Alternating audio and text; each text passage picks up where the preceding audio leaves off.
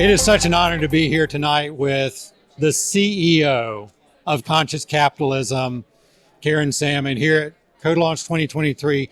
Thank you so much for coming, and thank you for your time this evening. Yeah, absolutely. It's my pleasure to be here in Atlanta with our Atlanta chapter, with Improving. This is a great event. I'm so excited to see how the night unfolds and see who we're going to vote for. Ah, fantastic. Yeah. So let's think about in your role, in the mission of your organization, you've got that unique purpose and mission. How do you use that in working with leaders throughout the country? Oh, that's such a good question. So just like kind of setting the table, the purpose of Conscious Capitalism is to elevate humanity through business.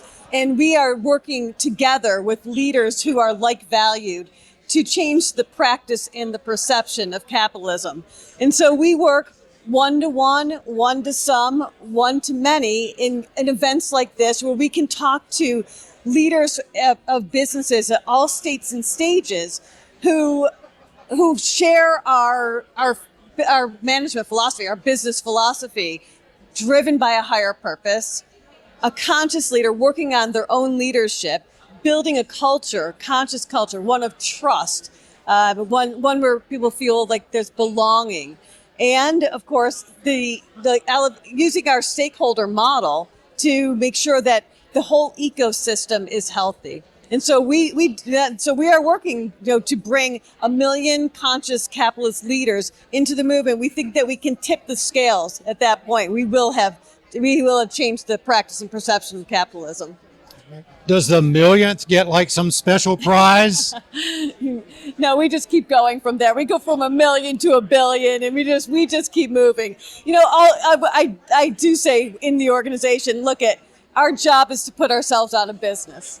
And so we're doing this in the United States. We have chapters that are outside the U.S. in Latin America, in Israel, in Saudi Arabia. We have chapters in Europe. And Improving they just announced a new acquisition. They are moving to Canada through this acquisition. And with Improving, we go too. That's awesome. Thank you so much. So you talked about stakeholders and that stakeholder model. Let's dig into that a little bit more. How do you identify those stakeholders and why is that important? Yeah, that's a good question. So, when we talk about this stakeholder model, we think about it as an ecosystem. The ecosystem needs to be healthy. So when we talk about a company's stakeholders, and we don't tell companies who their stakeholders are. We help them uncover for themselves who they need in their ecosystem to be a healthy company, a successful company, a company that's thriving. And it always includes your employees. Employees, team members, however you identify with those who work for your company. That's they're critical. They are those who will tell you where the problems are, who will drive the business forward. They'll make sure that you're successful. Your customers, your partners, your suppliers, your communities, the environment, all of these can be your stakeholders.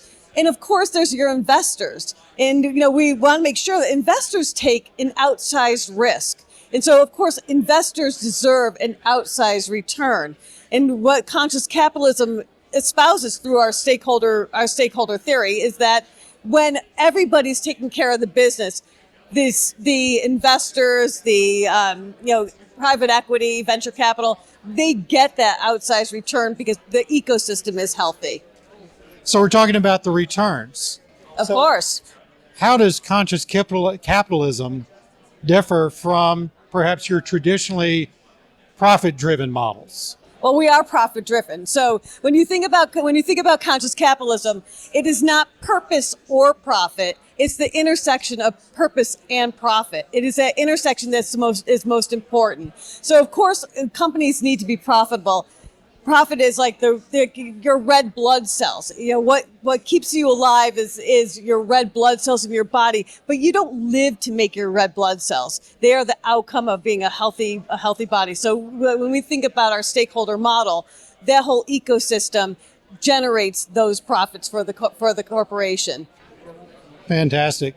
So you spent a lot of your career in technology. I We're did. here at a technology event tonight. Let's talk about the purpose in utilizing technology for good in the elevation of humanity? Yeah, so it's such an interesting question. When you think about the advances in technology, the rapid advances in technology, and how technology has helped us to live better lives. The use of technology in eradicating disease, use of technology in enabling us to grow crops around the planet in a changing climate. The use of technology, even in helping employees to do their jobs more effectively and efficiently. Technology is when used well, can help elevate humanity. And again, really going back through a technology company, when done well, elevates humanity through business. So I think that technology, I of course, as you said, I spent my career, my life in technology. I can't remember any time when there wasn't a computer around and I was learning how to code and then moving into being an executive in technology companies. The opportunities are so amazing. The ability to help businesses be more effective, be more efficient, understand their customers and their guests and their supply chain. It's endless. Thank you so much. So we've got a lot of, really talented technology individuals here tonight, entrepreneurs. You can mentor them all at once right now. What would be some of that great mentoring advice that you would give? Oh, wow. So that's a great question too. These are